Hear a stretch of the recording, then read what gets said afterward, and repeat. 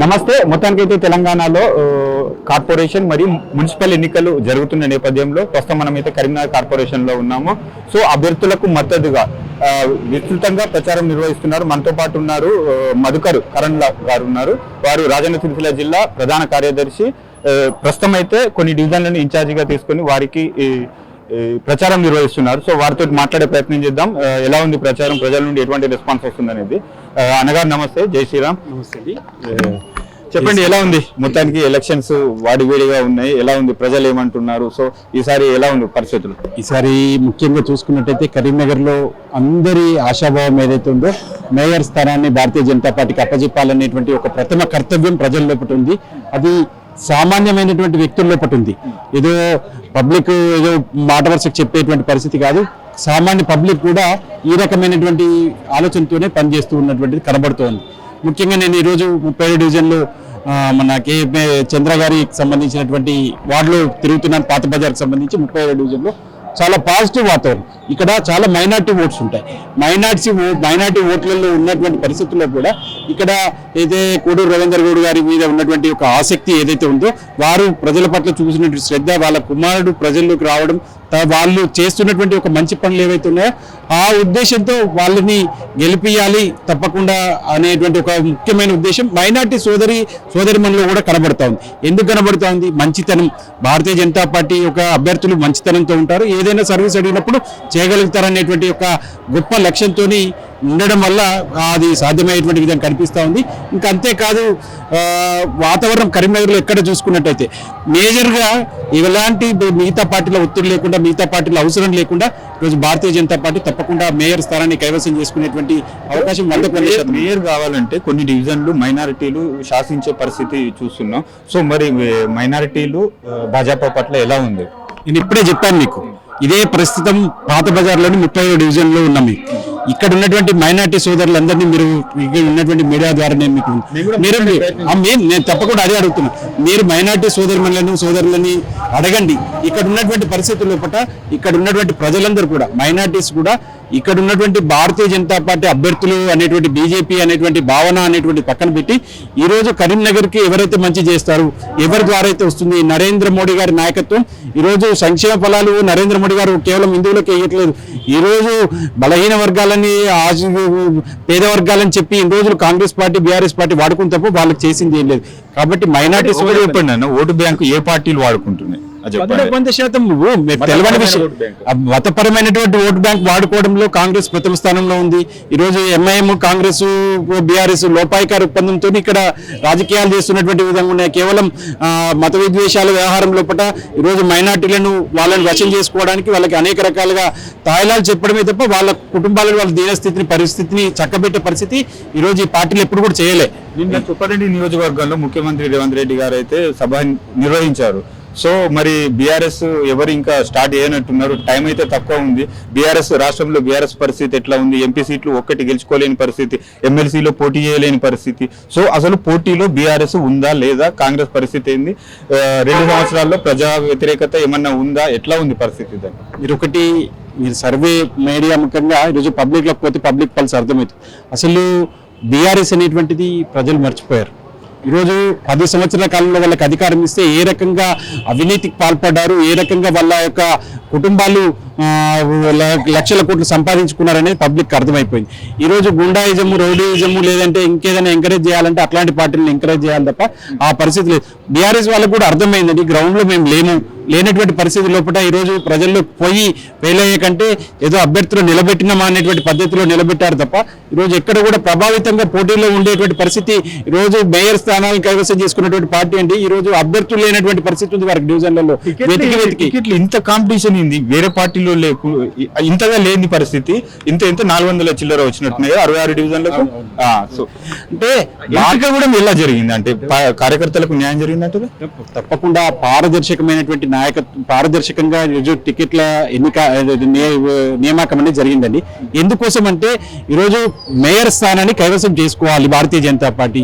ఈరోజు సర్వే ఆధారంగా మొదటి నుంచి కూడా మా మంత్రి గారు, కేంద్ర మంత్రి గారు బండి సంజయ్ గారు చెప్తూనే ఉన్నారు. ఈరోజు సర్వే ఆధారంగా ప్రజలకు, మన కార్యకర్తలకైనా సరే అందరికీ టికెట్లు, ఆశా వాహులు అందరూ కూడా అదే రకమైన ఆన్సర్ చేశారు. సో కొన్ని సమీకరణాలు ఉంటాయి, కొన్నిసార్లు ఎవరైనా కార్యకర్తలకు ఇబ్బంది జరిగి ఉండొచ్చు. సాధ్యమైనంత వరకు క్షేత్రస్థాయిలో కింది స్థాయి నుండి పనిచేసినటువంటి కార్యకర్తలు ఎంతో మంది టికెట్లు వచ్చాయి, ఒకరిద్దరికి ఏదైనా ఇబ్బంది జరిగి ఉండొచ్చు. కానీ అంతా అని కార్యకర్తలను విస్మరించకుండా కార్యకర్తలు కాపాడుకుంటూ ఒకవైపు గెలుపు గుర్రాలను రంగంలోకి దించేటువంటి ట్రబుల్ షూటర్ ఏదైతే ఉందో, తన ఆలోచన ఏదైతే ఉందో బండి సంజయ్ గారికి సాధ్యం. వారి సారథ్యంలో తప్పకుండా, ఎందుకంటే వారి ఆలోచన విధానం చాలా దూరదృష్టితో ఉంటుంది. ఈరోజు ఒక విజన్ కరీంనగర్ని ఒక మోడల్ సిటీగా తీర్చిదిద్దాలి. స్మార్ట్ సిటీని ఎన్నో స్మార్ట్ సిటీలు ఉన్నాయండి, హన్మకొండ ఉంది, ఎన్నో రకాల స్మార్ట్ సిటీలు ఉన్నాయి. ఎక్కడ ఈ రకమైన డెవలప్మెంట్ లేదండి. సంజయ్ గారు వచ్చిన తర్వాత వారు 500-600 కోట్ల రూపాయలు వారు రెండోసారి ఎంపీ అయిన తర్వాత కరీంనగర్ ప్రత్యేకంగా తీసుకువచ్చి ఈరోజు ఎక్కడికి పోయినా సీసీ రోడ్లు కావచ్చు, లేకపోతే అన్ని రకాల వ్యవస్థలు డెవలప్ చేశారు. ఇంకా ఫ్యూచర్ లో ఇంకా డెవలప్మెంట్ చేయాలా, మేయర్ స్థానం ఉన్నట్టయితే ఇంకా పూర్తి స్థాయిలో ప్రజలకు కావాల్సినటువంటి సౌకర్యాలు మెరుగుపరచవచ్చు, ఇంకా అభివృద్ధి చేయొచ్చు అనేటువంటి గొప్ప లక్ష్యంతో మేయర్ పీఠం మీద భారతీయ జనతా పార్టీ ఉండాలి అనేటువంటి ఒక కసితో ఈ రోజు మేమందరం కూడా పనిచేస్తా ఉన్నాం. ఎన్ని డివిజన్లు గెలవబోతున్నారు మొత్తానికి? మా లక్ష్యం ఇప్పటి వరకు ఇంకా టైం ఉంది అనుకోండి, ఇప్పటి వరకు అయితే ఏంటి మీ స్ట్రాటజీ? ఇప్పుడు మా స్ట్రాటజీ ప్రకారం మేము పనిచేస్తున్నటువంటి వర్కౌట్స్ ప్రకారం, మేము చేసుకునేటువంటి ఆలోచన ప్రకారం మేము మేయర్ స్థానం పర్టికులర్ గా ఇక్కడే ఆగుతాం అనేటువంటిది లేదు. మా టార్గెట్ 50 స్థానాలు కైవసం చేసుకోవాలి. ఆ 50 స్థానాల లక్ష్యం పెట్టుకుని మేము పనిచేస్తా ఉన్నాం. ఆ లక్ష్యం పై ప్రయాణం చేస్తాం. దాంట్లో ఎన్ని వీలైతే అంత పెంచుకునేటువంటి ప్రయత్నం చేస్తాం. చివరి ప్రయత్నం లోపల మా లక్ష్యం కూడా ఒకటి, గ్రౌండ్ వర్క్ లో పని చేసుకోవడం, ఆ గ్రౌండ్ వర్క్ ని వర్కౌట్ చేసుకునే విధంగా పని చేసుకోవడం, ప్రజలకు మా దగ్గరికి పోయి మేము చేసేటువంటి అభివృద్ధి కార్యక్రమాలు, బండి సంజయ్ గారు చేస్తున్నటువంటి, నరేంద్ర మోడీ గారి యొక్క పాలన గురించి చెప్పడం, మేము ఇంకేం చేస్తామన్న విషయాన్ని చెప్తాం. మిగతా పార్టీలాగా ఏదో తాయిలాలు అందించో లేకపోతే ఏదో రకమైనటువంటి వాళ్ళకి చెప్పాల్సినటువంటి విషయాలను పక్కన పెట్టేసి ఇప్పటి మటుకు వర్కౌట్ చేసుకునే విధంగా ఆలోచన భారతీయ జనతా పార్టీ అభ్యర్థుల లోపల లేదు.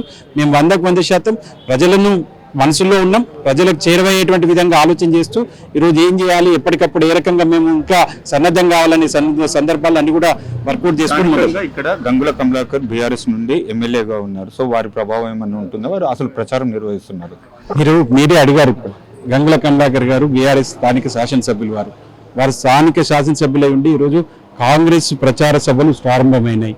భారతీయ జనతా పార్టీకి సంబంధించినటువంటి మా సంజయ్ గారు ఇప్పటికే 5-6 రోజుల నుంచి పెద్ద ఎత్తున స్ట్రీట్ కార్నర్ మీటింగ్లు పెడుతున్నారు.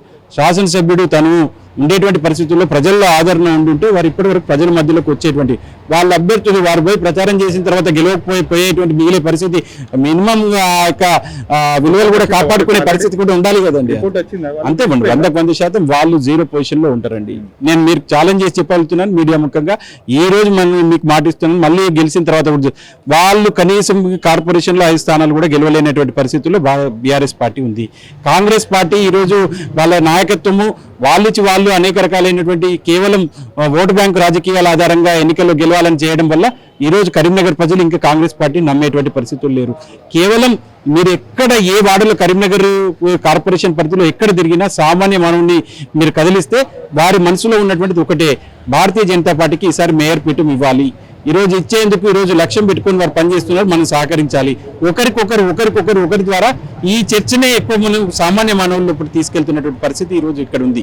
మేము ఎక్కడ కూడా అంటే ఏదో ఈ సిటీ గతంలో బండి సంజయ్ గారు ఈ కేంద్ర మంత్రి అయిన తర్వాత, ఎంపీగా అయిన తర్వాత ఈ యొక్క ప్రాంతానికి ఎన్ని నిధులు తీసుకొచ్చారు, ఇంకా ఏం తీసుకొస్తాం. మా అభ్యర్థులంతా క్లీన్ ఇమేజ్గా పేద మధ్య తరగతి నుంచి వచ్చి ఈరోజు ప్రజల మధ్యలో ఉండేటువంటి కార్యకర్తలు వాళ్ళు ఏ విధంగా సర్వీస్ చేయగలుగుతారు అనేటువంటి విధానాన్ని మేము ప్రజల్లోకి తీసుకెళ్ళగలం. కాబట్టి మాకు ప్రజల వైపు నుంచి అంత ఆదరణ ఉంది. తప్పకుండా నరేంద్ర మోడీ గారి నాయకత్వం, బండి సంజయ్ గారి నాయకత్వం, మా రాష్ట్ర అధ్యక్షుడు రామచంద్రరావు గారి నాయకత్వంలో ఈరోజు తప్పకుండా కరీంనగర్ కార్పొరేషన్ లో ప్రజలకు ఏం చెప్పబోతున్నారు? పర్టికులర్ గా కాషాయం కాబోతున్న నేపథ్యంలో సో ఏం చెప్పబోతున్నారు ఓటర్లకు? ముఖ్యంగా కరీంనగర్ కార్పొరేషన్ పరిధిలో ఉన్నటువంటి ఓటర్ మహాశయులు ప్రజలందరూ కూడా మన చాలా ముఖ్యమైన విజ్ఞప్తి, ఈరోజు కరీంనగర్ కార్పొరేషన్ ఈరోజు ఇంత అభివృద్ధి పథంలో ముందుకు పోతుంది మిగతా కార్పొరేషన్లతో పోల్చుకుంటే.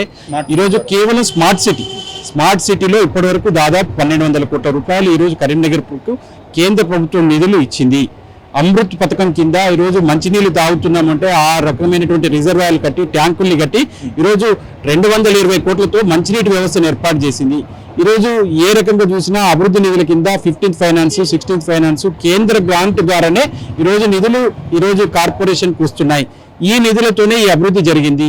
కాబట్టి భవిష్యత్తు లోపల ఇక్కడ కూర్చుంటే గతంలో కాంగ్రెస్ పార్టీని మేయర్ స్థానంలో చూసాం, బీఆర్ఎస్ పార్టీకి సంబంధించి చూసాం.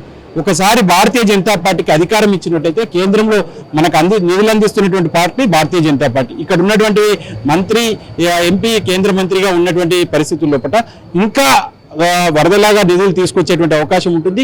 ఇంకా అభివృద్ధి కానటువంటి డివిజన్లు ఏవైతున్నాయో, ఇప్పుడు కొత్తగా వచ్చినటువంటి డివిజన్లు కలిసినటువంటి వాటిలో కూడా త్వరితగతిన అభివృద్ధి చేసుకోవడానికి, ప్లస్ ఇంకా మిగిలిపోయినటువంటి పనులన్నింటినీ పూర్తి చేసుకోవడానికి భారతీయ జనతా పార్టీకి అవకాశం కల్పించినట్టయితే ఈరోజు ఏ రకమైనటువంటి ఒత్తిడి లేకుండా, ముఖ్యమైనటువంటిదండి కరీంనగర్ లో ఉండేటువంటిది ఇన్ని రోజులు ఒక గుండా రాజ్యం జరిగింది. ఈరోజు ఎవరు సామాన్యుడు ఇల్లు కట్టుకోవాలన్నా వాడిని పోయి బెదిరించి బ్లాక్మెయిల్ చేసి ఈరోజు 50,000 ఇస్తావా, 20,000 ఇస్తావా, 30,000 ఇస్తావా, లేకపోతే ఎంత అవినీతి సొమ్ము మాకు ఇస్తావా అనేటువంటి పరిస్థితి ఉండే.